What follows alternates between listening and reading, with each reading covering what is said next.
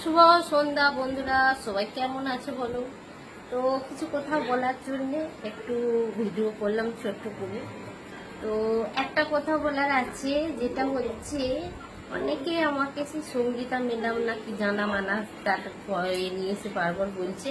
তবে একটা কথা ছোট্ট করে বলি, উনি যাদেরকে কেস খাইছে না তারা এখনো বন্ধ করেনি, তার মানে ওনার কোনো অকাত নেই, ঠিক আছে।